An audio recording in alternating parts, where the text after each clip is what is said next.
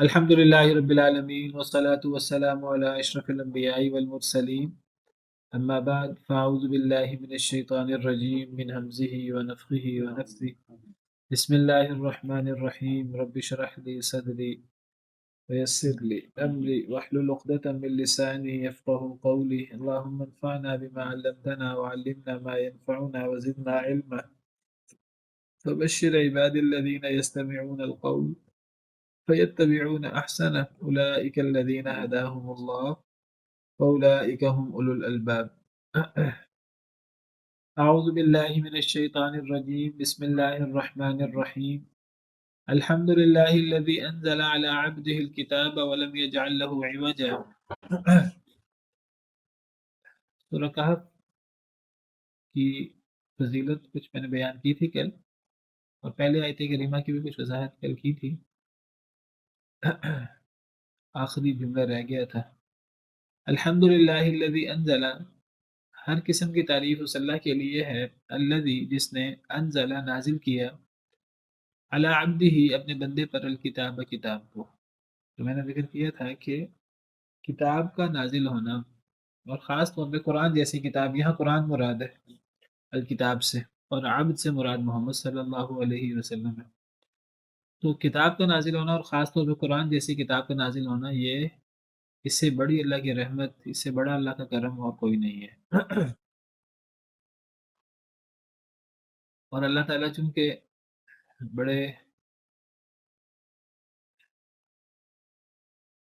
اہتمام کے ساتھ، بڑی جلالت کے ساتھ اللہ تعالیٰ یہاں کتاب کے نزول کا ذکر فرما رہے ہیں، اس لیے اللہ تعالیٰ نے اس آیت کریمہ کی ابتدا، اس سورت کی ابتدا الحمدللہ سے کی ہے۔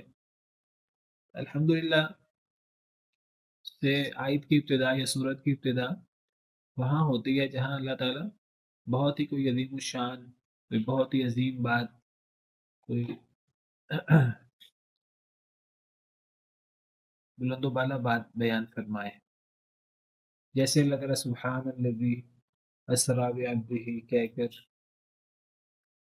یا تسبیح کے ساتھ اللہ تعالیٰ شروع کرتے ہیں، اسی طرح جب اللہ حمد کے ساتھ شروع کرتے ہیں تو بہت بڑی بات ہوتی ہے۔ اللہ تعالیٰ بہت اہتمام کے ساتھ اپنی تعریف کرتے ہوئے اللہ فرماتے ہیں، ہر قسم کی تعریف اس اللہ کی ہے جس نے کتاب کو نازل کیا، اور کتاب سے مراد قرآن ہے۔ قرآن کریم کے مختلف نام اور مختلف صفات قرآن کریم میں آئی ہیں۔ نام کہہ لیجئے اور صفات کہہ لیجئے، تو قرآن کریم میں، قرآن کریم کے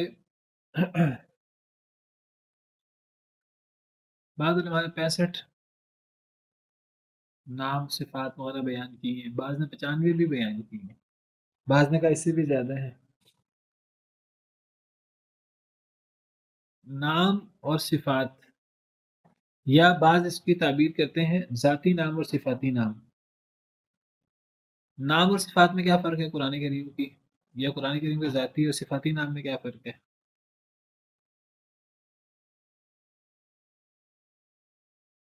جی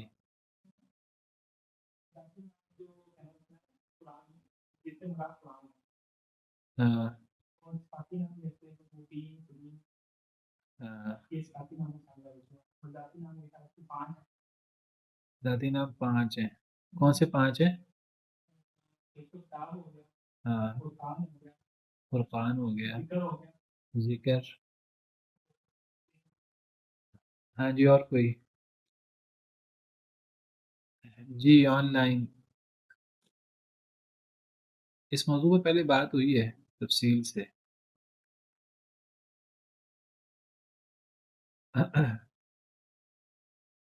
قرآن کریم کے نام اور قرآن کریم کی صفات، یا ذاتی نام یا صفات،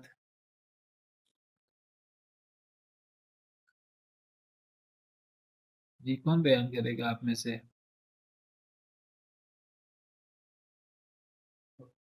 جی میں نے ذکر کیا تھا، جی قرآن کے نام جی جی، قرآن کریم النور، نام یا الفرقان، صفات، ہاں اور الہدا الذکر بھی آیا، الذکر۔ تو قرآن کریم کے کچھ نام ہیں یا ذاتی الرحمہ کچھ ذاتی نام ہیں، کچھ صفاتی نام ہیں۔ تو ذاتی نام جو قرآن کی جگہ پر استعمال ہو جاتے ہیں وہ قرآن کے علاوہ 4 ہیں۔ ایک کتاب ہے، کتاب قرآن کی جگہ پر کتاب کا ذکر آ جاتا ہے، جیسے یہاں ہے، جیسے ذالک الکتاب لا ریب فیہ۔ اور اسی طرح ذکر ہے جو قرآن کی جگہ پر استعمال ہو جاتا ہے، جیسے انا نحن نزلنا الذکر وانا لہ لحافظون، جیسے صاد والقرآن ذی الذکر۔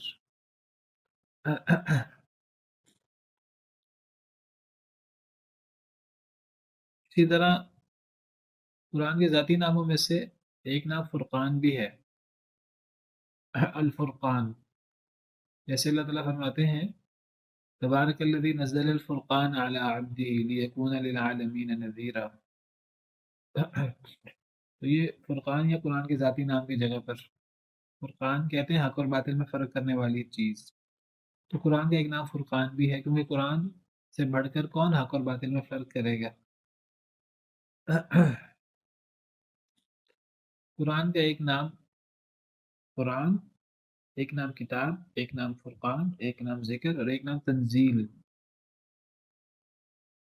اللہ کی طرف سے اتارا ہوا، تنزیل الکتابی، جاء فی التنزیل کہا جاتا ہے۔ اچھا، یہ جو باقی ہمیں صفات ملتی ہیں قرآن کریم کی تو وہ صفات ہیں، اس میں ہم قرآن مجید کہہ دیں، قرآن مجید، قرآن کریم کہہ دیں، قرآن مبین کہہ دیں، قرآن حکیم کہہ دیں، کتاب مبین کہہ دیں، نور کہہ دیں، خدا کہہ دیں، شفا کہہ دیں، ٹھیک ہے جی، مختلف نام ہیں۔ وہ نام ہم شمار کرنے لگیں یا صفات تو وہ 60 65 70 80 100 وہ بہت زیادہ ہیں۔ تو یہاں قرآن کے نام کی جگہ پر الکتاب آیا، کتاب سے مراد قرآن ہے، اور عبد ہی سے مراد محمد صلی اللہ علیہ وسلم ہے۔ اور میں نے ذکر کیا تھا کہ اللہ تعالیٰ نے بہت بلند مقام اور بڑی فضیلت والی جگہ پر جب اللہ نے اپنی عظیم و شان کتاب کا ذکر فرمایا اور اللہ نے اپنی خاص تعریف فرمائی خاص انداز سے، الحمدللہ الذی انزل، پھر اللہ نے جو نبی صلی اللہ علیہ وسلم کی صفت بیان کی ہے وہ یہاں عبودیت کے ساتھ بیان کی ہے، جس سے پتہ لگتا ہے کہ عبودیت کتنی بڑی صفت ہے۔ ویسے تو سارے ہی اللہ کے بندے ہیں، کیا خیال ہے جو اللہ کے نافرمان ہے وہ اللہ کے بندے نہیں ہیں؟ ہے تو وہ بھی اللہ کے بندے۔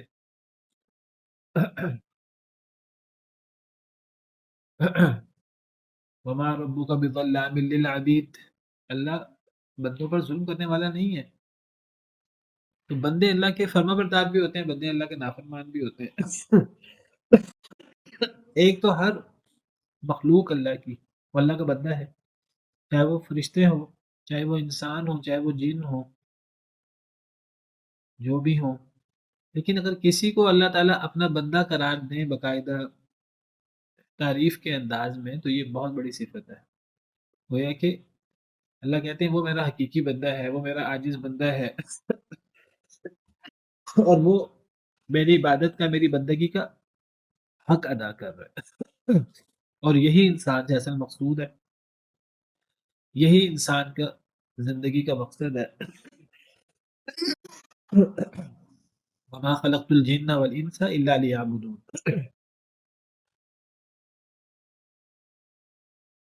اللہ فرماتے ہیں میں نے جنوں اور انسانوں کو عبادت کے لیے پیدا کیا ہے۔ تو جب اللہ کسی کو اپنا بندہ کہے تو یہ گویا کہ اس کی بہت بڑی صفت بیان ہوئی ہے۔ کل میں نے ذکر کیا تھا آپ کو، حضرت موسیٰ علیہ السلام کو حکم ہوا کہ جائیں آپ علم حاصل کریں۔ حضرت خضر علیہ السلام کا نام نہیں ہے قرآن میں۔ تو جب حضرت موسیٰ وہاں پہنچے وہ نوجوان کے ساتھ، اللہ تعالیٰ نے وہاں حضرت خضر کی جو صفت ذکر کی ہے وہاں فوجدا عبدا من عبادنا، حضرت موسیٰ اور حضرت یوشع بن نون انہوں نے پھر وہاں ہمارے بندوں میں سے ایک بندے کو پایا، تو یہاں ان کی صفت عبدن یہ ایک صفت مدح کے طور پر، تعریف کے طور پر یہ ان کی صفت وہاں ذکر ہوئی ہے۔ حضرت عیسیٰ علیہ السلام کا ذکر کرتے ہوئے اللہ تعالیٰ فرماتے ہیں ان ہوا الا عبد انعمنا علیہ، نہیں تھے وہ مگر ایک بندے، عاجز بندے اللہ کے، انعمنا علیہ جن پر ہم نے انعام کیا تھا، وہ کوئی معبود نہیں ہے، کوئی اللہ یا اللہ کے بیٹے نہیں ہیں، وہ اللہ کے عاجز بندے ہیں۔ تو اللہ نے حضرت عیسیٰ علیہ السلام کا ذکر یہاں اس آیت کریمہ میں مدح کے طور پر کیا ہے۔ تو اللہ تعالیٰ ان مقامات پر جہاں بہت زیادہ تعریف کرنا چاہتے ہیں اپنے انبیاء اپنے رسولوں کی، وہاں اللہ ان کی صفت عبودیت کے ساتھ بیان فرماتے ہیں، جیسے یہاں ہے۔ میں نے ذکر کیا تھا آپ سے کہ قرآن کریم کا نزول، پتہ نہیں آپ کی کلاس میں ذکر کیا کہ نہیں کیا، قرآن کا ایک نزول لوح محفوظ میں ہوا ہے، اور قرآن کتنے نزول ہیں قرآن کے؟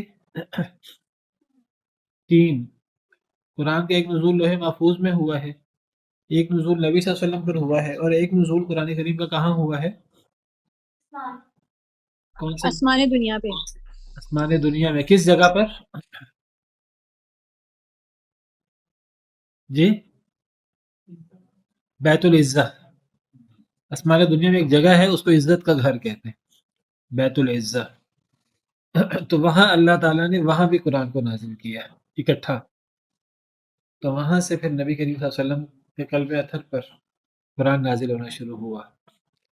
لوح محفوظ کی تو ہمیں تفصیلات کا اندازہ نہیں ہے، آسمان دنیا میں جو قرآن نازل ہوا بیت العزہ میں، حضرت ابن عباس فرماتے ہیں وہ اکٹھا نازل ہوا لیلۃ القدر میں۔ نبی کریم صلی اللہ علیہ وسلم پر جو قرآن نازل ہوا ہے، تو نبی کریم صلی اللہ علیہ وسلم پر قرآن اکٹھا نازل نہیں ہوا، وقفے وقفے سے نازل ہوا ہے، اور نبی کریم صلی اللہ علیہ وسلم کے قلب اطہر پر نازل ہوا ہے۔ قل من کان عدوا لجبریل فإنہ نزلہ علی قلبک، کہہ دیجئے جو جبریل کا دشمن ہے تو وہی بات جان لے کہ جبریل تو وہ جلیل القدر فرشتے ہیں جنہوں نے اس قرآن کو آپ کے قلب پر نازل کیا ہے، بإذن اللہ، اللہ کی اجازت سے، اللہ کے حکم سے۔ وَإِنَّهُ لَتَنزِيلُ رَبِّ الْعَالَمِينَ نَزَلَ بِهِ الرُّوحُ الْأَمِينُ عَلَى قَلْبِكَ، یہ اللہ رب العالمین کی طرف سے نازل کرتا ہے، اسے روح الامین لے کر اترے ہیں جبریل، علی قلبک، آپ کے قلب اطہر پر۔ تو قرآن کریم کا جو نزول، تیسرا نزول ہے نبی صلی اللہ علیہ وسلم پر، تو یہ نبی کریم صلی اللہ علیہ وسلم کو سنایا نہیں گیا، یہ نبی کریم صرف سنایا نہیں گیا، بلکہ یہ نبی کریم صلی اللہ علیہ وسلم کے قلب اطہر پر اس کا نزول ہوا ہے۔ اور جو چیز دل پر نازل ہو تو اس کو یاد کرنے کی ضرورت نہیں ہوتی، لیکن آپ کو سنایا جاتا تھا ایک مرتبہ، اور آپ کو حکم تھا آپ ایک دفعہ اس کو دہرا دیں تاکہ قرات کی سند بھی جبریل اور جبریل کے واسطے سے اللہ تک پہنچ جائے۔ قرآن کریم کو اللہ نے جمع کرنے کی ذمہ داری بھی لی ہے، اس کی حفاظت کی، قرآن کی قرات کی ذمہ داری بھی لی ہے، اور قرآن کے بیان کی اللہ نے ذمہ داری، تفسیر کی ذمہ داری بھی لی ہے۔ ان علینا جمعہ وقرآنہ فاذا قرأناہ فاتبع قرآنہ ثم ان علینا بیانہ۔ اب جو قرآن کریم کا تیسرا نزول جو نبی کریم صلی اللہ علیہ وسلم پر ہوا ہے، تو یہ قرآن کا نزول وقفے وقفے سے ہوا، یہ اکٹھا نہیں ہوا، بلکہ بعض لوگوں نے اعتراض کیا کہ پچھلی کتابیں تو اکٹھی نازل ہوئی تھیں، یہ کیسی کتاب ہے جو وقفے وقفے سے نازل ہو رہی ہے؟ پہلی وہی آپ پر سورہ الگ کی 5 آیات نازل ہوئی، تو یہ تیسرا نزول جو قرآن کریم کا نبی صلی اللہ علیہ وسلم پر ہوا ہے، آپ کے قلب اطہر پر ہوا ہے، یہ وقفے وقفے سے ہوا ہے، تقریباً 23 سال کے عرصے میں قرآن کریم مکمل ہوا، یہ اکٹھا نازل نہیں ہوا۔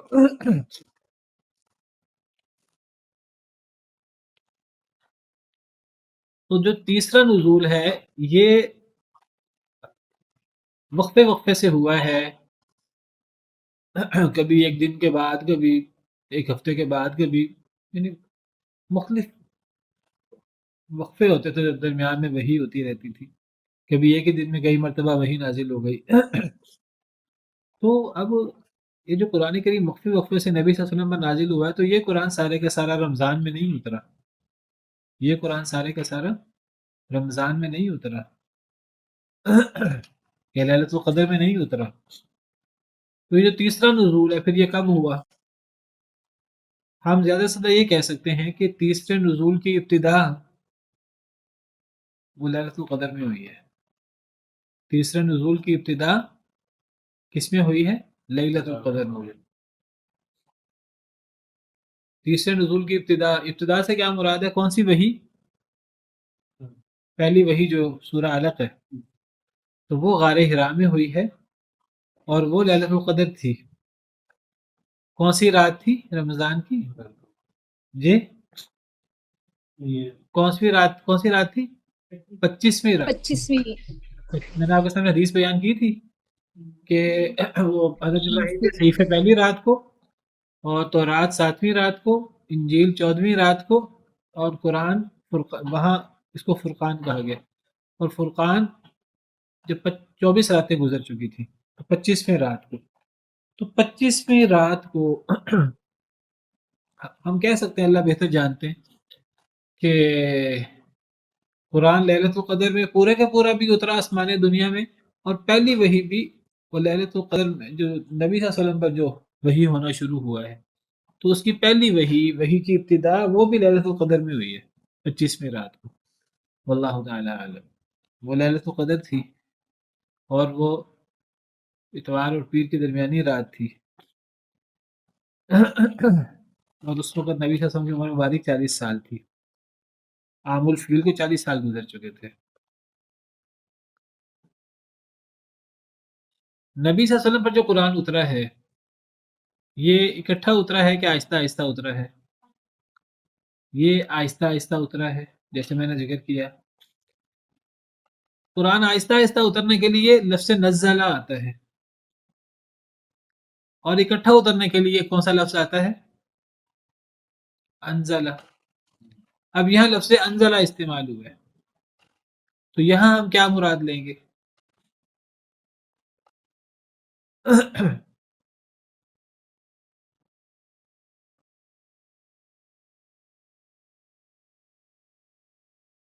جی یہاں انزلہ سے مراد اکٹھا اترنا مراد نہیں لیا جا سکتا۔ دیکھیے انا انزلناہ فی لیلۃ القدر، لفظ انزلہ استعمال ہوا، شہر رمضان الذی انزل فیہ القرآن، لفظ انزلہ باب افعال استعمال ہوا، انا انزلناہ فی لیلۃ مبارکہ انا کنا منذرین، ہم نے اس قرآن کو مبارک رات میں اتارا، بے شک ہم ہی ڈرانے والے ہیں۔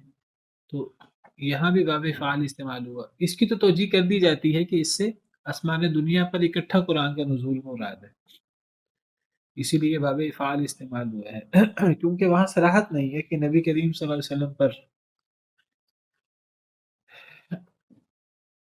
لیکن یہاں لفظ انزلہ بھی ہے اور یہاں نبی کریم صلی اللہ علیہ وسلم کا، اللہ کے بندے کا ذکر بھی ہے، تو یہاں کون سا نزول؟ یہاں آسمان کا نزول مراد نہیں ہو سکتا، تو یہاں کون سا نزول مراد ہوگا؟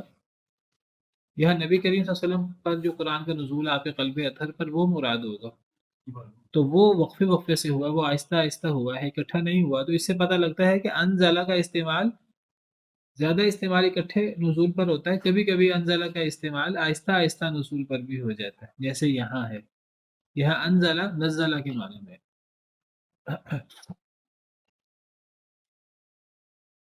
تمام تعریفیں اس ذات کی جس نے نازل کیا، یعنی یہاں وقفے وقفے سے نازل کرنا مراد لیں گے، علی عبدہ ہی، اپنے بندے پر، الکتاب، کتاب کو، قرآن کو، بندے سے مراد نبی صلی اللہ علیہ وسلم ہے، آپ کے قلب اطہر پر اللہ نے قرآن کو نازل کیا، ولم یجعل لہ عوجا، اور اللہ نے اس میں نہیں رکھی اس میں عوجا کوئی ٹیڑھ پن، کتاب اللہ میں، اللہ کی کتاب میں کوئی ٹیڑھ پن نہیں ہے، اللہ کی کتاب میں کوئی غلطی، کوئی کجی نہیں ہے، پورے کا پورا قرآن حق ہے، سچا ہے، اور عدل پر مبنی ہے، عدل و انصاف پر۔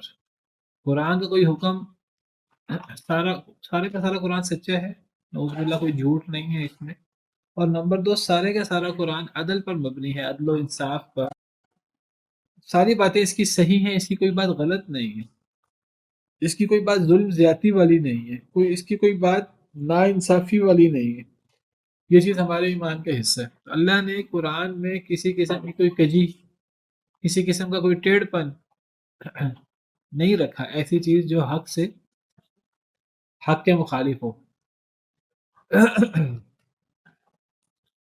حق سے مائل ہو کوئی چیز. اللہ نے ایسی کوئی چیز نہیں رکھی قرآن میں.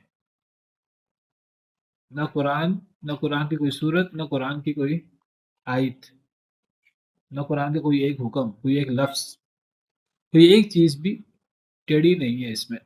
سارے کا سارا یہ سچا قرآن ہے اور عدل پر مبنی ہے. وَتَمَّتْ كَلِمَةُ رَبِّكَ صِدْقًا وَعَدْلًا، مکمل ہو گیا آپ کے رب کی کلمات سچائی میں بھی اور عدالت میں بھی.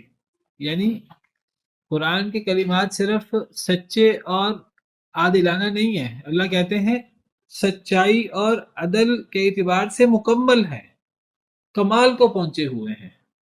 قرآن کا ایک ایک کلمہ، ایک ایک لفظ وہ سچائی اور عدل کے اعتبار سے تمام اور کمال درجے کو پہنچا ہوا ہے. وَتَمَّتْ كَلِمَةُ رَبِّكَ صِدْقًا وَعَدْلًا. تو قرآن میں عوج، ٹیڑھ پن کیسے ہو سکتا ہے؟ فرمایا وَلَمْ يَجْعَل لَّهُ عِوَجًا، اللہ نے قرآن میں کوئی ٹیڑھ رکھا ہی نہیں. ہو کیسے سکتا ہے؟ اللہ کا مبارک کلام ہے. اللہ نے کلام فرمایا، اس میں کجی ٹیڑھ پن کیسے ہو سکتا ہے؟ تو پہلی صفت بیان کی کہ اس میں کوئی ٹیڑھ پن نہیں ہے. دوسری صفت بیان کی قیمن، قیم یعنی کہا کہ قرآن میں کوئی ٹیڑھ پن نہیں ہے. تو گویا کہ اسی کی وضاحت ہو گئی. جب ٹیڑھ پن نہیں ہے تو پھر کیا ہوا؟ قرآن بالکل سیدھا ہوا، بالکل سیدھا، صحیح، عدل پر مبنی، سچا. تو قیمن کا ایک معنی مستقیم، سیدھا، سچا. وَلَمْ يَجْعَل لَّهُ عِوَجًا کا جو معنی اللہ نے کوئی کجی نہیں رکھی، اسی کی مزید وضاحت آ گئی. قیمن، سچا، صحیح اور عدل پر مبنی.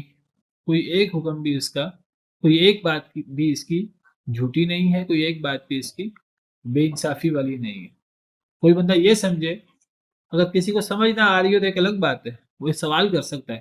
لیکن کوئی یہ سمجھ لے کہ قرآن کی یہ بات صحیح نہیں ہے یا قرآن کی یہ بات تو انصاف پر مبنی نہیں ہے، تو یہ کفر ہو جائے گا. کسی کو سمجھ نہ آئے تو اس کو سوال کرنے کا حق ہے، سوال کرے. اعتراض جو بندہ کرے گا تو قرآن پہ اعتراض تو کفر ہوتا ہے. تو قیمن یہ سیدھا ہے ایک معنی. دوسرا معنی قیمن کا بہت مضبوط. دوسرا معنی کیا ہے؟ بہت مضبوط. قرآن کریم مضبوط ہے، محکم ہے، واضح ہے، اس میں ابہام نہیں ہے، مشتبہ چیزیں نہیں ہیں. تو قیم کا یہ معنی بھی ہو سکتا ہے. جیسے کہا جاتا ہے الدین القیم. الدین القیم کیا مطلب؟ مضبوط دین. جب اللہ تعالیٰ توحید کا ذکر کرتے ہیں تو اللہ تعالیٰ توحید کا ذکر کرتے ہوئے فرماتے ہیں ذالک الدین القیم، یہ بڑا مضبوط دین ہے. توحید کی بات بڑی ٹھوس، بڑی واضح ہے اور بڑی قرآن کریم میں اس کے بارے میں کوئی شبہ وغیرہ نہیں ہے. اللہ نے اس بات کو بڑی وضاحت کے ساتھ بیان کی ہے. حضرت یوسف علیہ السلام نے جب اپنی قوم کو تبلیغ کی تو اپنی قوم کو تبلیغ کرتے ہوئے کیا کہا؟ یا صاحب السجن ارباب متفرقون خیر ام اللہ الواحد القہار، اے میرے جیل کے دونوں ساتھیوں، کیا زیادہ معبود بہتر ہے یا ایک اللہ جو اکیلا بھی ہے اور قہار بھی ہے؟ ما تعبدون من دونہ الا اسماء سمیتموها، اصل تو توحید ہے، شرک کا رد ہے. اصل تو ایک ہی معبود ہے، اللہ. زیادہ معبود تو کبھی بہتر نہیں ہو سکتے. ایک اللہ الواحد القہار، وہی بہتر ہو سکتا ہے. پھر حضرت یوسف فرماتے ہیں تم کیا کرتے ہو؟ تم نے اللہ کے معبود اللہ کے علاوہ معبود بنا رکھے، اللہ کے شریک بنا رکھے. تم اللہ کے علاوہ ان ناموں کی عبادت کرتے ہو جو صرف نام ہے، ان کے پیچھے کوئی حقیقت نہیں ہے. لوگوں نے مختلف بتوں کو کچھ نام کچھ صفات دی ہوئی تھی. ہمارے بت یہ کر سکتے ہیں، یہ کر سکتے ہیں، یہ کر سکتے ہیں، حاجت روا، مشکل کشا، فلاں فلاں، 50 نام بیان کر دیے جائیں، 50 صفات بیان کر لی جائیں. وہ صرف ایک نام ہی ہے، پیچھے کوئی حقیقت نہیں ہے. ما تعبدون من دونہ، نہیں تم عبادت کرتے اللہ کو چھوڑ کر، الا اسمان، مگر ناموں کی، سمیتموہا، وہ نام رکھ چھوڑے ہیں تم نے، انتم تم نے، و آباؤکم، اور تمہارے آباء و اجداد نے، ما انزل اللہ بہا من سلطان، اللہ نے ان پر کوئی دلیل بھی نہیں اتاری. اذ الحکم الا للہ، نہیں ہے حکم کا اختیار مگر اللہ کے پاس. ہمارا اللہ تعبدوا الا ایہ، اللہ نے حکم دیا ہے اللہ کے علاوہ اللہ کو چھوڑ کر کسی کی عبادت نہ کی جائے. اللہ نے توحید کا حکم دیا ہے، شرک کا رد اللہ نے کیا ہے. ذالک الدین القیم، یہ مضبوط دین ہے. تو اللہ توحید کو مضبوط دین کہتے ہیں، الدین القیم. فطرت اللہ التی فطر الناس علیہ، سورہ روم میں اللہ فرماتے ہیں اللہ کی وہ فطرت جس پہ اللہ نے لوگوں کو پیدا کی ہے. اللہ نے لوگوں کو کس پر پیدا کیا ہے؟ توحید پر. ہر بچہ توحید پر، اسلام پر پیدا ہوتا ہے. فطرت اللہ التی فطر الناس علیہ لا تبدیل لخلق اللہ، اس تخلیق پر کوئی تبدیلی نہیں ہوتی، ہر بچہ اسلام پر توحید پر پیدا ہوتا ہے. ذالک الدین القیم، پھر اللہ کہتے ہیں یہ مضبوط دین ہے. فطرت اللہ التی فطر الناس علیہ لا تبدیل لخلق اللہ ذالک الدین القیم، یہ مضبوط دین ہے توحید. تو قیم مضبوط کو بھی کہتے ہیں، واضح چیز کو بھی کہتے ہیں. تو قرآن کو بھی یہاں قیم کہا گیا ہے. تو قیم کا ایک معنی قرآن سیدھا ہے، سچا ہے، عدل پہ مبنی ہے، مستقیم ہے. اور قیم کا دوسرا معنی مضبوط ہے، محکم ہے، اپنی بات میں بڑا واضح ہے. لیکن ہمیں بعض دفعہ قرآن کریم میں کچھ چیزیں ایسی بھی مل جاتی ہیں ہمیں جن کا معنی بہت اچھی طرح سمجھ نہیں آ رہا ہوتا، جس کو مشتبہ کہہ دیتے ہیں.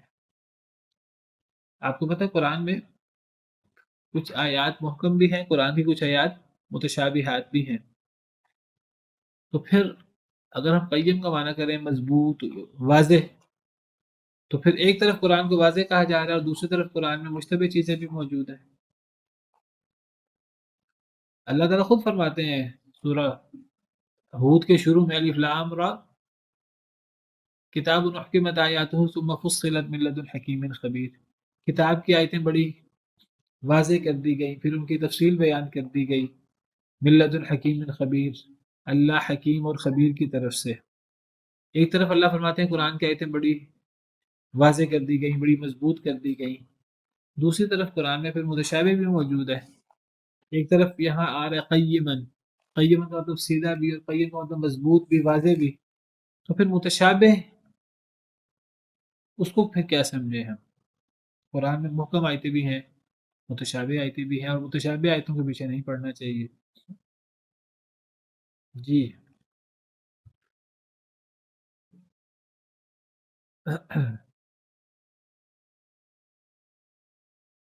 میرا سوال سمجھ میں آئے؟ کیا جواب ہے اس کا؟ جو متشابہات ہے وہ آٹے میں نمک کے برابر ہے. سارا قرآن ان کے بعد تو جنرل کی جاتی ہے نا، جس میں ایک چیز چھوڑ دی جاتی ہے کہ جیسے کہ کہا جاتا ہے کہ یہاں پہ یہ لوگ رہتے ہیں، تو اس میں مائنورٹی بھی ہوتی ہے. تو میجورٹی ان کے ساری آیات جو ہیں وہ محکم ہی ہیں، اور متشابہات بالکل کم ہے، بہت کم. بالکل ٹھیک ہے، شاباش. یہی بات ہی ہے، قرآن کا بڑا حصہ وہ محکم پر مشتمل ہے، آیات محکمات پر مشتمل ہے. تو اللہ نے متشابہ چیزیں رکھی ہیں، متشابہ چیزیں اللہ نے رکھی ہیں آزمائش کے لیے. وہ تھوڑی ہیں بہت. تو ہمیں محکم کے پیچھے لگنا ہے اور محکم کی گہرائی اور تفصیل میں جانا ہے. اور متشابہ بھی اللہ کی طرف سے ہے. متشابہ میں جتنا جتنا سمجھ آ جائے محکم پر ہم پیش کرتے رہے ان کو، جتنا سمجھ آ جائے ہم نے اس پر ایمان لے آنا، اس کو مان لینا. اتنی سی بات سمجھ آتا، اب اس کی گہرائی سمجھ نہیں آ رہی، ذہن کام نہیں کر رہا، ذہن زیادہ ڈیٹیل میں جا نہیں رہا، بس جتنا موٹا موٹا سمجھ میں آ گیا تو ٹھیک ہے. اس کی گہرائی میں جانا شروع کریں گے تو آپ اس متشابہ کو محکم پر پیش کریں، محکم کو بنیاد بنائیں. یہ نہ کریں کہ محکم کو چھوڑ کر متشابہ کے پیچھے لگ جائیں. اور متشابہ کی گہرائی میں اترنا شروع کر دیں، گہرائی میں اترتے اترتے گمراہ ہونا شروع کر دیں، اور محکمات کو بھی متشابہات پر پیش کرنا شروع کر دیں۔ نہیں، ہمیں محکم کے پیچھے لگنا ہے، متشابہ کے پیچھے نہیں لگنا۔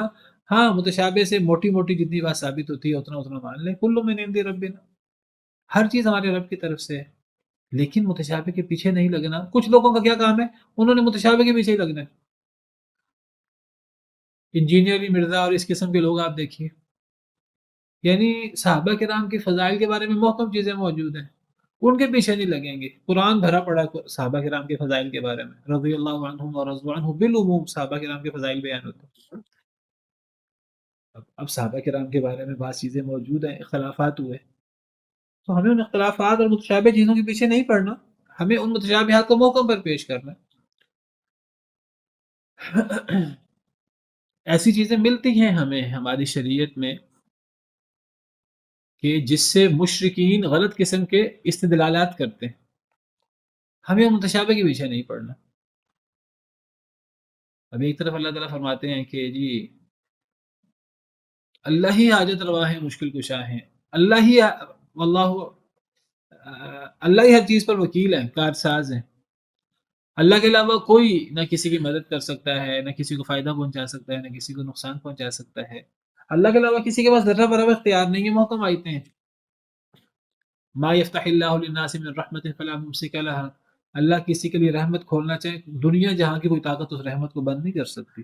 وما یمسک، جسے اللہ روکنا چاہے، فلا مرسل له من بعد، دنیا جہاں کی کوئی طاقت اسے کھول نہیں سکتی۔ یہ اللہ کی عظمت، اللہ کی شان ہے۔ لیکن اب لوگ کیا کرتے ہیں، وہ اس قسم کی محکم آیتوں کو چھوڑ کر نبیوں کے معجزات کو لے کر، نبیوں کے فضائل کو لے کر وہ بعض چیزیں ایسے نکال لیتے ہیں۔ دیکھو جی، حضرت عیسیٰ علیہ السلام مردوں کو زندہ کر دیتے تھے، تو نبی بھی بہت کرنے والے ہوتے ہیں۔ فلاں حضرت سلیمان علیہ السلام کے دربار میں فلاں شخص کے پاس کتاب کا علم تھا، اس نے وہ دربار، اس نے وہ تخت یہاں سے وہاں وہ ایک پلک جھپکنے میں لے آیا۔ تو دیکھو جی، بزرگ یہ بھی کر لیتے ہیں۔ متشابہ قسم کی چیزیں لائیں گے، جو محکم آیتیں میں چھوڑ دیں گے۔ متشابہ چیز ہے نا، تو ہم متشابہ چیز کے پیچھے نہ پڑیں، ہم محکم جو واضح چیز ہے اس کے پیچھے پڑیں، وہ بھی ٹھیک ہے، ہمارا ایمان ہے اس پر۔ حضرت عیسیٰ علیہ السلام مردوں کو زندہ کرتے تھے، قرآن کہتا ہے اللہ کے حکم سے کرتے تھے، حضرت عیسیٰ کا ذاتی کمال نہیں ہے، جب اللہ کے حکم سے کرتے تھے تو اس کی وجہ سے نبیوں اور ولیوں کو حاجت روا، مشکل کشا سمجھنا شروع کر دینا۔ جو نبی اپنے آپ کو آزمائشوں سے نہیں بچا سکے، بیماریوں سے بچا نہیں سکے، اپنے آپ کو موت سے نہیں بچا سکے، اپنے آپ کو جنگوں میں جہاد میں ان کو زخمی کیا گیا، وہ نہیں اپنے آپ کو بچا سکے۔ حضرت علی، دیگر صحابہ کرام اپنے آپ کو فتنوں سے نہیں بچا سکے، شہادت سے نہیں بچا سکے، ان کو شہید کر دیا گیا۔ وہ دوسروں کو کیسے دوسروں کی حاجت روائی مشکل کشائی کریں گے؟ تو یہ چیزیں ایسی چیزیں ہیں ہماری شریعت میں، اللہ نے آزمائش کے لیے رکھی۔ اللہ نے ہاروت ماروت کو اتارا تھا جادو دے کر۔ وہ ہاروت ماروت فرشتے تھے، اللہ نے ان کو اتارا تھا بابل شہر میں، دو فرشتے ہاروت ماروت، وہ لوگوں کو جادو سکھاتے تھے۔ اب لوگ کہنا شروع کر دیں جادو میں کیا خرابی ہے، فرشتے تو لائے تھے نا، فرشتے کو غلط چیز لا سکتے ہیں بھائی؟ یہ بھول جاتے ہیں بات کرتے وقت کہ وہ جو فرشتے اللہ نے اتارے تھے بابل شہر میں ہاروت ماروت، وہ فرشتے جب کسی کو جادو سکھاتے تھے تو کیا کہتے تھے؟ وہ کہتے تھے کہ ہم اللہ کی طرف سے فتنہ ہیں، تم ہم سے جادو سیکھ کر کفر نہ کرو۔ یہ اللہ نے ان کو تعلیم دی ہوئی تھی۔ اس بات کو بھول جاتے ہیں، بس وہ مشتبہ چیز کے پیچھے ایک اپنے مطلب کی چیز لے لیتے ہیں۔ اب کیا ہوتا ہے، ہمارے ہاں کئی جگہوں پر کئی مسئلوں پر اختلاف ہوتا ہے، اس مسئلے میں ہمارے پاس قرآن کی آیتیں، صحیح احادیث بخاری جن کی صحت میں کسی کا کوئی اختلاف نہیں ہے، وہ موجود ہوتی ہیں، لیکن لوگ کیا کر رہے ہوتے ہیں، لوگ واضح اور محکم صحیح احادیث جن میں کسی کا کوئی اختلاف نہیں ہے ان کو چھوڑ کر ایسی احادیث سے استدلال کر رہے ہوتے ہیں جن احادیث کی صحت ہی مشکوک ہے۔ تو اب بتائیے کہ محکم کو چھوڑ کر متشابہ کے پیچھے جب ہم پڑھیں گے تو پھر اللہ فرماتے ہیں فَأَمَّا الَّذِينَ فِي قُلُوبِهِمْ زَيْغٌ فَيَتَّبِعُونَ مَا تَشَابَهَ، جن کے دل میں ٹیڑھ پن ہوتا ہے وہ متشابہ کے پیچھے پڑتے ہیں۔ تو قرآن کا بڑا حصہ، معظم حصہ، یہ محکم اور واضح آیات پر مشتمل ہے. ہمیں اسی کو استدلال کی بنیاد بنانا چاہیے اور ہمیں اس پر بھی ایمان لانا ہے، اور ہمیں متشابہ پر بھی ایمان لانا ہے، لیکن ہمیں متشابہ میں گہرائی میں نہیں جانا بلکہ متشابہ کو محکم پر پیش کرنا چاہیے. تو قرآن کا بڑا حصہ قیم ہے، واضح. لِيُنذِرَ بَأْسًا شَدِيدًا، تاکہ وہ ڈرائے، بَأْسًا شَدِيدًا، بڑا سخت عذاب سے، مِن لَدُنْهُ، اس کی طرف سے، یعنی اللہ کی طرف سے. وَيُبَشِّرَ الْمُؤْمِنِينَ، اور وہ بشارت دے ایمان والوں کو. اللہ نے یہ قرآن کو اتارا ہے اپنے بندے پر، اور اس کتاب میں کوئی کجی نہیں رکھی، اور اس کتاب کو اللہ نے قیم بنایا ہے، سچا بھی بنایا ہے اور واضح بھی بنایا ہے، مضبوط، تاکہ یہ قرآن ڈرائے لوگوں کو اللہ کے ہاں سخت عذاب سے. اگر اللہ کی نافرمانی کریں گے تو سخت عذاب ملے گا، مِن لَدُنْهُ، خاص اللہ کے پاس سے. وَيُبَشِّرَ الْمُؤْمِنِينَ، اور تاکہ یہ بشارت دے ایمان والوں کو، الَّذِينَ يَعْمَلُونَ الصَّالِحَاتِ، جو نیک عمل کرتے ہیں، ان لہم اجرا حسنا، کہ بے شک ان کے لیے بہت بہترین اجر ہے، یعنی اللہ کے ہاں. تو قرآن بشارت دیتا ہے ایمان والوں کو، صرف ایمان والوں کو بشارت نہیں دیتا. کون ایمان والوں کو بشارت دیتا ہے؟ ان ایمان والوں کو جو نیک عمل بھی کرتے ہیں. تو ایمان کے لیے عمل صالح ضروری ہے دلیل کے طور پہ. عمل کے بغیر ایمان مکمل نہیں ہوتا. عمل صالح کیے بغیر ایمان کا دعویٰ کرنے کا کوئی فائدہ نہیں ہے. عمل سے اس کا ثبوت پیش کرنا پڑتا ہے، ورنہ پھر نفاق ہوتا ہے. تو قرآن بشارت دیتا ہے ایمان والوں کو جو نیک عمل بھی کرتے ہیں کہ ان کے لیے بہت بہترین اجر ہے، یعنی جنت کی صورت میں. ماکثین فیہ ابدا، رہیں گے جس میں وہ ہمیشہ ہمیشہ، یعنی جنت میں. وَيُنذِرَ الَّذِينَ، اور وہ ڈرائے، تاکہ یہ قرآن ڈرائے، الذین، ان لوگوں کو، قالوا، جنہوں نے کہا، اتخذ اللہ ولدا، اللہ نے اولاد پکڑی. سورہ کہف، سورہ بنی اسرائیل کی آخری آیت میں تفصیل سے میں نے وضاحت کی تھی، اور پہلے بھی. تو میں نے تفصیل سے بات کی تھی کہ اللہ کے لیے اولاد مقرر کرنے میں سورہ بنی اسرائیل کی آخری آیت میں وضاحت کی تھی، اور پہلے بھی وضاحت کی کہ اللہ کی اولاد مقرر کرنے میں یہ اللہ کے لیے گالی کیوں ہے اور یہ بدترین شرک کیوں ہے. تو قرآن ڈراتا ہے ان لوگوں کو جو اللہ کے لیے اولادیں مقرر کرتے ہیں، جو کہتے ہیں اللہ نے اولاد پکڑی. کون کہتے ہیں اللہ نے اولاد پکڑی؟ یہود کہتے ہیں اللہ نے اولاد پکڑی، عیسائی کہتے ہیں اللہ نے اولاد پکڑی، مشرکین کہتے ہیں اللہ نے فرشتوں کو اپنی بیٹیاں بنایا ہے. تو قرآن کہتا ہے جو لوگ اللہ کے لیے، اللہ کے ساتھ شرک کرتے ہیں اور اللہ کے ساتھ بدترین شرک کرتے ہوئے اللہ کی اولاد مقرر کرتے ہیں، ایسے لوگوں کو اللہ سے ڈر جانا چاہیے، کیونکہ یہ اتنا بڑا جرم ہے اللہ کی اولاد مقرر کرنا کہ پہاڑ، آسمان لرز جاتے ہیں اس سے. آسمان قریب آ کے پھٹ پڑیں، زمین شک ہو جائے، پہاڑ ریزہ ریزہ ہو جائیں اگر لوگ اللہ کی اولاد مقرر کریں. تو اللہ کی اولاد مقرر کرنا اللہ کے لیے گالی ہے، چھوٹی چیز نہیں ہے. تو قرآن ڈراتا ہے لوگوں کو جو اللہ کی اولاد مقرر کرتے ہیں کہ اس کام سے باز آ جاؤ.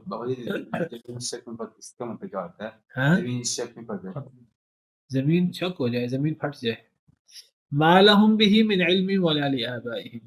اب دیکھیں کتنی عجیب بات ہے. اللہ کہتے ہیں کہ جو لوگ اتنا بڑا جرم کرتے ہیں کہ اللہ کو گالی دیتے ہیں، بدترین شرک کرتے ہیں اللہ کے ساتھ کہ اللہ کی اولاد ہے، اللہ کہتے ہیں وہ یہ بات علم کی بنا پر کہہ ہی نہیں رہے. ان کے پاس کوئی ٹھوس دلیل ہے ہی نہیں، اس بات کو نہیں ہے ان کو اس کے بارے میں کوئی علم. ولا لآبائہم، اور نہ ان کے باء و اجداد کو، نہ ان کے پاس کوئی علم ہے، اور انہوں نے یہ بات اپنے باء و اجداد سے لی، ان کے باء و اجداد کے پاس بھی اس کے بارے میں کوئی ٹھوس علم نہیں ہے، کوئی ٹھوس دلیل نہیں ہے. کوئی لاجیکل بات ہو، کوئی مضبوط بات ہو. بھئی آپ نے اللہ پر اتنا بڑا الزام لگا دیا کہ اللہ کی اولاد مقرر کر لی، جو اللہ کی توہین ہے اور جو اللہ کے لیے بدترین شرک ہے، اللہ کے لیے گالی ہے، کل تفصیل سے بیان کر چکا ہوں.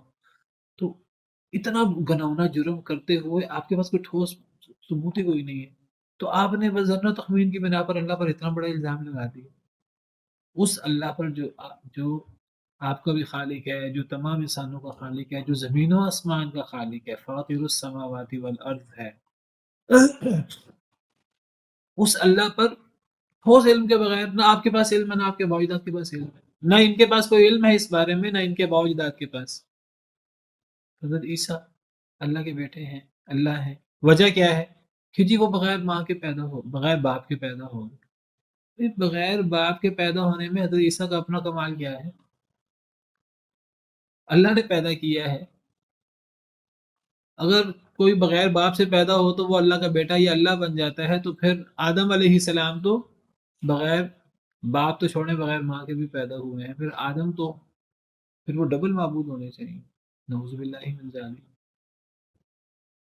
آدم کا اپنا کمال نہیں ہے، عیسیٰ کا اپنا کمال نہیں ہے، اما حوا کا اپنا کمال نہیں ہے، اور نہ ہی باقی انسانوں کا کوئی اپنا کمال ہے کہ وہ ماں باپ کے ساتھ وجود میں آئے ہیں، یہ سب اللہ کی طرف سے ہے۔ ان مثل عیسیٰ عند اللہ کے مثل آدم۔ اگر حضرت عیسیٰ اس لیے اللہ کے بیٹے یا اللہ ہیں کہ وہ بغیر باپ کے پیدا ہوئے ہیں، تو اللہ کہتے ہیں حضرت عیسیٰ کی مثال تو اللہ کے نزدیک آدم کی طرح ہے۔ آدم کو بھی تو اللہ نے مٹی سے پیدا کیا تھا، اور اللہ نے آدم کو کہا تھا کن ہو جا، تو فیکون وہ ہو گئے تھے۔ حضرت عیسیٰ علیہ السلام کو اگر اللہ نے بغیر باپ کے پیدا کر دیا تو اللہ کی کارگزاری ہے، یہ تو اللہ کا کمال ہے۔ حضرت عیسیٰ کو اس وجہ سے اللہ کا بیٹا یا اللہ قرار دے دینا کوئی ٹھوس دلیل نہیں ہے۔ کیا ٹھوس دلیل ہے اس بات کہ حضرت عیسیٰ نے کہا میں اللہ کا بیٹا ہوں؟ حضرت عیسیٰ تو کہتے رہے ان اللہ ربی و ربکم فاعبدوہ، اللہ میرا بھی رب ہے، تمہارا بھی رب ہے، اس کی عبادت کرو۔ تو نہیں ہے ان کے پاس اس بارے میں کوئی علم، نہ ان کے باوجداد کے پاس۔ کبرت کلمۃ تخرج من افواہہم، بہت بڑی بات ہے جو ان کے منہ سے نکلتی ہے۔ کون سی بات؟ کہ جب یہ اللہ پر یہ الزام لگاتے ہیں کہ اللہ کی اولاد ہے، حضرت عیسیٰ یا عزیر یا فرشتے اللہ کی بیٹیاں ہیں، یہ منہ سے کتنی بڑی بات نکال رہے ہیں، ان کو احساس نہیں ہو رہا اس کا وبال کتنا زیادہ ہوگا، اس کا عذاب کتنا بڑا ہے۔ ان یقولون الا کذبا، نہیں یہ بکتے مگر جھوٹ، نہیں یہ کہہ رہے ہیں مگر جھوٹ، جھوٹ کہہ رہے ہیں، یہ کوئی دلیل نہیں ہے ان کے پاس، نہ ان کے باوجداد کے پاس، بس ایک بات سنی سنائی آگے کرتے جا رہے ہیں، اور اللہ کو کتنا ناراض کر رہے ہیں، اپنے پاؤں کو کلہاڑی مار رہے ہیں، اپنا نقصان خود کر رہے ہیں، کیونکہ اس کا نقصان انہیں کو ہوگا۔ اللہ کو تو اس سے فرق نہیں پڑتا، اللہ کو غصہ آتا ضرور، اللہ کی شان میں کوئی فرق نہیں اس سے آتا۔ جیسے کوئی چاند پہ تھوکے، سورج پہ تھوکے، تو سورج کی شان میں تو کوئی فرق نہیں پڑتا، اس کا اپنا منہ خراب ہوتا ہے، لیکن اللہ کو غصہ ضرور آتا ہے۔ فَلَعَلَّكَ بَاخِعٌ نَفْسَكَ عَلَىٰ آثَارِهِمْ، شاید کہ آپ ہلاک کر ڈالیں اپنے آپ کو، عَلَىٰ آثَارِهِمْ، ان کے پیچھے، ان کے قدموں کے نشانوں پر، إِن لَّمْ يُؤْمِنُوا بِهَٰذَا الْحَدِيثِ أَسَفًا، اگر نہیں وہ ایمان لاتے اس بات پر افسوس کے مارے۔ اسفا تاسف، افسوس، افسوس کے مارے۔ اسفا کا تعلق باخعو کے ساتھ ہے، باخعون کے ساتھ، شاید کہ آپ اپنے آپ کو ہلاک کر ڈالیں، یعنی افسوس کر کے، افسوس کر کر کے آپ اپنے آپ کو ہلاک کر ڈالیں۔ اسفا کا تعلق باخعون نفسہ کے ساتھ ہے، شاید کہ آپ اپنے آپ کو ہلاک کر ڈالیں افسوس کر کر کے، کس بات پر؟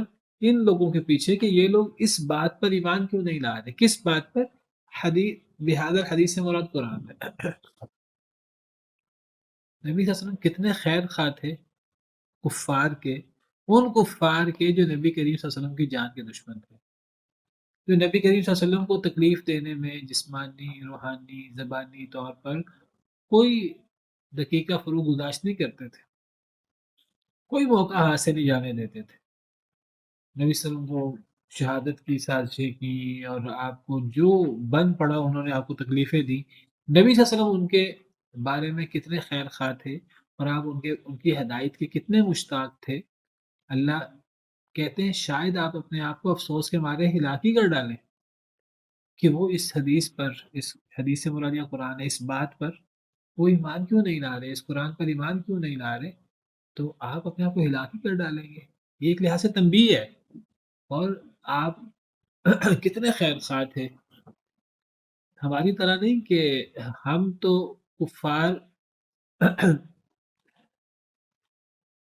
ہم کفار سے مناظرے کرتے ہیں ان کو ہرانے کے لیے، نیچا دکھانے کے لیے، حالانکہ نبی کریم صلی اللہ علیہ وسلم کفار کو دعوت دیتے تھے ہرانے، نیچا دکھانے کے لیے نہیں، آپ تو کفار کو دعوت دیتے تھے ان کی خیر خواہی میں کہ اللہ کرے یہ جہنم کی آگ سے بچ جائے، اللہ کرے یہ جہنم کی آگ سے بچ جائے، اللہ کرے کہ یہ قرآن پر ایمان لے آئیں کسی طریقے سے. آپ اتنی کوشش کرتے، اتنی آپ خواہش کرتے، اتنی محنت کرتے کہ اللہ تعالیٰ تم بھی کرتے ہیں، شاید آپ اپنے آپ کو ہلاک ہی کر ڈالیں. تو انسان کو خیر خواہ ہونا چاہیے کفار کا، اور اس خیر خواہی کے جذبے کے پیچھے انسان کو بہت محنت کرنی چاہیے. انسان کفار کو حکمت کے ساتھ دعوت دے، خیر خواہی کے ساتھ دعوت دے، اور جب کوئی خیر خواہی کے ساتھ دعوت دے گا تو اس کے اثرات بھی ہوتے ہیں.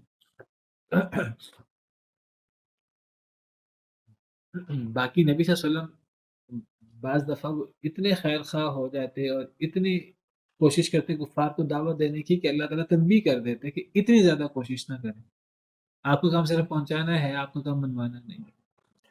اِنَّا جَعَلْنَا مَا عَلَى الْأَرْضِ زِينَةً لَهَا لِنَبْلُوَهُمْ أَيُّهُمْ أَحْسَنُ عَمَلًا. بے شک ہم نے بنایا جو کچھ زمین پر ہے، زمین کی زینت، لِنَبْلُوَهُمْ تاکہ ہم آزمائیں انہیں، أَيُّهُمْ أَحْسَنُ عَمَلًا کہ کون ان میں سے زیادہ اچھا ہے عمل کے اعتبار سے. وَإِنَّا لَجَاعِلُونَ مَا عَلَيْهَا صَعِيدًا جُرُزًا. اور بے شک ہم، اللہ تعالیٰ فرماتے ہیں اپنے بارے میں، اور بے شک ہم لجاعلون البتہ بنانے والے ہیں، ما علیہا اس چیز کو جو اس زمین پر ہے، سعیدن جرزا چٹیل میدان، صاف میدان. اللہ نے کتنی بڑی حقیقت بیان کر دی دنیا کی. یہی سورہ کہف کی خصوصیت ہے. سورہ کہف اصل میں دنیا کی حقیقت ہمارے سامنے لے آتی ہے. اللہ کہتے ہیں کہ اے لوگو تم دنیا کے زیب و زینت، دنیا کی رنگینیوں کے پیچھے لگ گئے ہو. اللہ نے دنیا کے اندر رنگینی رکھی ہے. دنیا کے اندر آپ کو پتہ، اللہ نے جنت کو خواہشات کے ساتھ گھیر لیا ہے، جہنم کو، اور جنت کو اللہ نے گھیر لیا ہے ایسی چیزوں کے ساتھ جو نفس پر بھاری ہیں. تو جب انسان اپنے خواہشات کے پیچھے لگتا ہے تو پھر انسان جہنم کے قریب ہوتا رہتا ہے. اور یہ خواہشات یہ انسان کو کہاں نظر آتی ہیں؟ یہ انسان کو دنیا کے، اللہ نے دنیا دھوکے کا سامان ہے، دنیا کے اندر بڑی رنگینی ہے. تو اللہ کہتے ہیں انا جعلنا ما، یہ آزمائش ہے اللہ کی طرف سے، انا جعلنا ما علی الارض زینۃ اللہ، بے شک ہم نے بنایا جو کچھ زمین پر ہے، زمین کی زینت. ہمیں زمین پر مال و دولت، زمین پر ہمیں مکانات، بلند و بالا قلعے اور ایسی نعمتیں کہ انسان کا پھر زمین میں، دنیا میں ہمیشہ رہنے کو دل کرتا ہے. حالانکہ انسان دنیا میں ایک مسافر کی طرح ہے.